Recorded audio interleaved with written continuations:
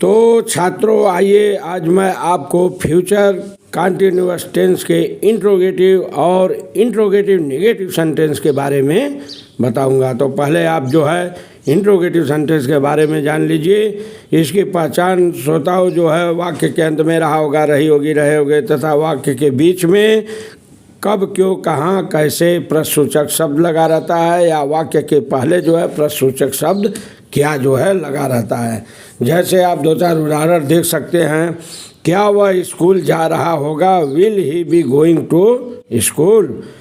तुम मैदान में क्यों टहल रहे होगे? दूसरा उदाहरण देखिए, why will you be walking in the field.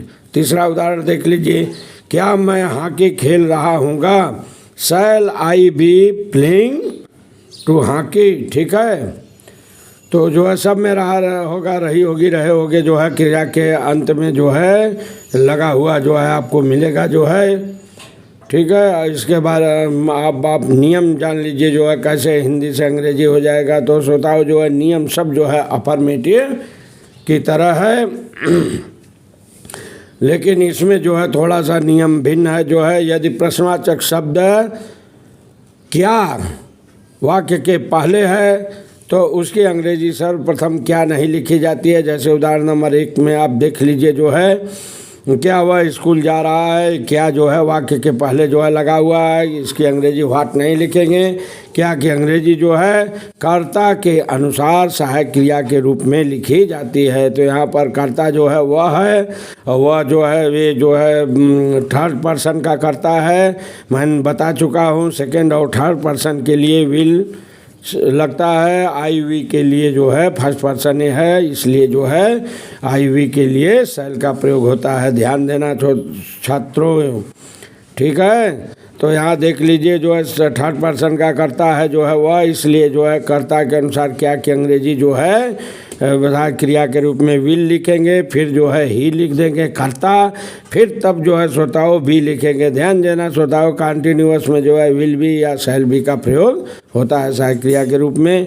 तो विल ही बी लिखेंगे, विल बी ही नहीं। ध्यान देना, विल ही उसके बाद बी, फिर मुख्य क्रिया का फर्स्ट फॉर्म जा रहा होगा है, गोइंग हो जाएगा, आईएनजी लगा देंगे तो मुख्य क्रिया कंटिन्यूअस में आईएनजी लगाया जाता है हमेशा। ध्यान देना, आप पिछले भी कितने कंटिन्यूअस में पढ़ चुके हैं। उसके बाद वाक्य अंत में आए हुए कर्म को लिख देते हैं। जैसे स्कूल, इसमें कर्म है, कर्ता और क्रिया के बीच में है, मैं बता चुका हूँ। कर्ता और क्रिया के बीच में प्राय जो है से वाक्यों में वो कर्म के अंतर्गत आते हैं। जो है प्रेजेंट इंडेफिनिट में मैं विस्तार से बता चुका हूँ। जिसको कर्ता क्रिया कहाँ है, क्या है, कैसे है, किसे कहते हैं नहीं मालूम है, वो पढ़ लेंगे जो है। ठीक है, दूसरा देख लीजिए, तुम मैदान में क्यों टहल रहे होगे?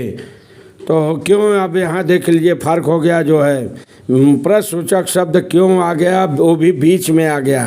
तो इसका नियम क्या है? इसके लिए नियम है जो है सर्वप्रथम, यदि वाक्य के बीच में कब, क्यों, कहाँ, कैसे प्रश्नसूचक शब्द लगा हो तो सर्वप्रथम उसकी अंग्रेजी जो की त्यों जो है पहले लिखी जाती है। तो यहाँ व्हाई है दूसरे नंबर में, ध्यान से देखिए आप लोग, यहाँ व्हाई है, क्यों है तो व्हाई हो जाएगा। फिर श्रोताओं, फिर छात्रों उसके बाद जो है सहायक क्रिया विल या शैल का प्रयोग करते हैं। इसमें कंटिन्यूअस है तो विल भी या शैल भी का प्रयोग होगा। तो पहले तो व्हाई आप लिख दिए, उसके बाद जो है अब कर्ता के अनुसार जो है विल बी या शैल बी का प्रयोग करेंगे। तो यहाँ पर जो है कर्ता यू है, ये जो है सेकेंड पर्सन का कर्ता है, इसके लिए जो है सहायक क्रिया विल मैं बता चुका हूँ आप लोगों को, विल भी लगेगी।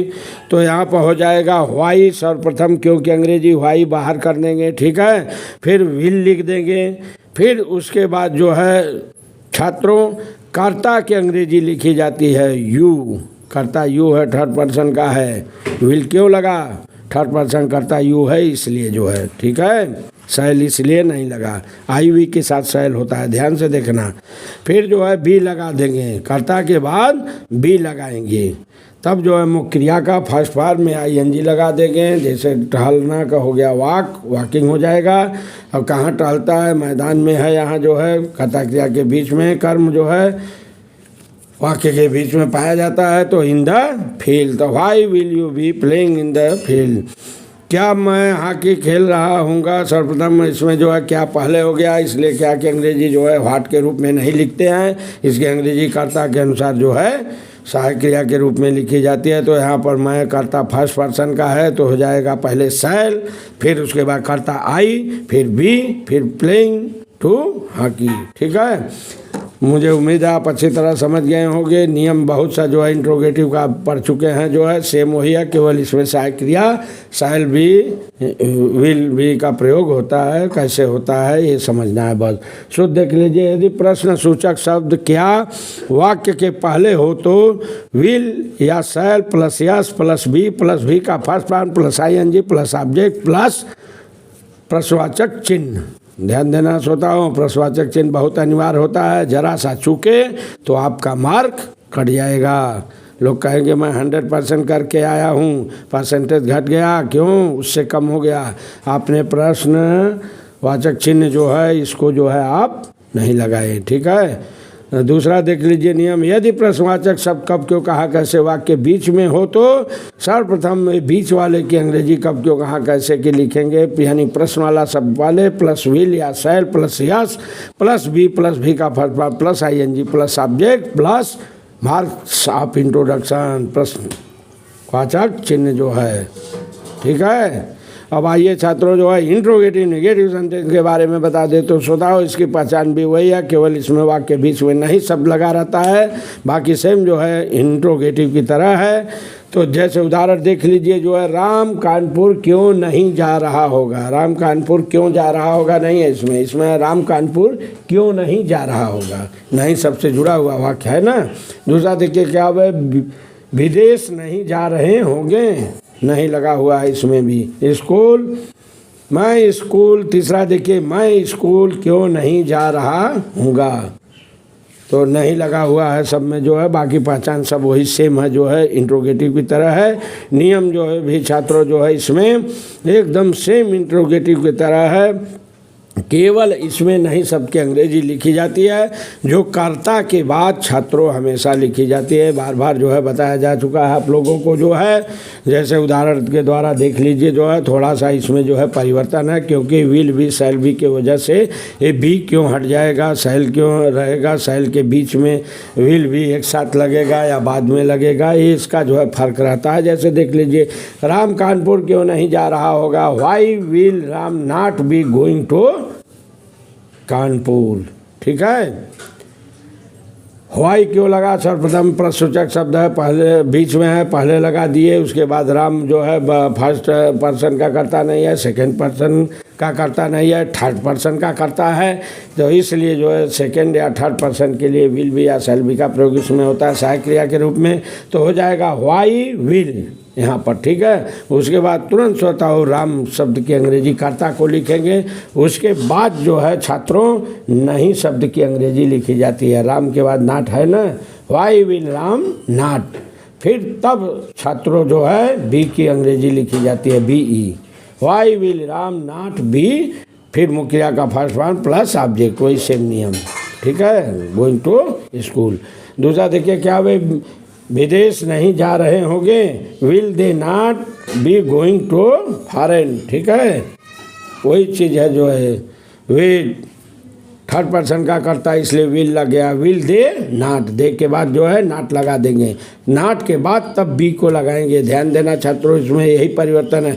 बहुत से छात्र कहते हैं या अन्य लोग जो है बताने वाले कहते हैं इंट्रोगेटिव नेगेटिव से कोई मतलब नहीं है, नहीं शब्द केवल जोड़ा, नहीं शब्द जोड़ना है, लेकिन कहाँ जोड़ोगे उसको, फिर उसके बाद जो है बी या शैल बी विल बी है तो इसमें जो है बी कहाँ लगाएंगे, कर्ता के बाद बी लगाएंगे या नॉट के बाद बी लगाएंगे, तो ये सब नियम है, बहुत बड़ा फर्क है। करेक्ट इनकरेक्ट में जो है आपको जो है 1 नंबर 2 नंबर से पीछे कर देता है, आपका प्रतिशत घट जाता है, इसलिए बहुत बारीकी का ये जो है वो सेंटेंस है, इसको अच्छी तरह आप देख लीजिए तो हो जाएगा। जो है दूसरा, will they not B, not के बाद बी लगाया जाता है। ठीक है, फिर मुख्य फर्स्ट फॉर्म प्लस जो है, फिर अंत में कर्म है तो कर्म को लिखेंगे। ठीक है, आगे देख लीजिए, जो है अब आपको सूत्र बता देते हैं। यदि प्रश्नसूचक शब्द क्या वाक्य के पहले हो, ठीक है, पहले शब्द से जुड़ा हो वाक्य तो क्या हो जाएगा, विल या शैल हो जाएगा कर्ता के अनुसार, प्लस जो है yes plus not plus be. सूत्र से आप अच्छी तरह समझ सकते हैं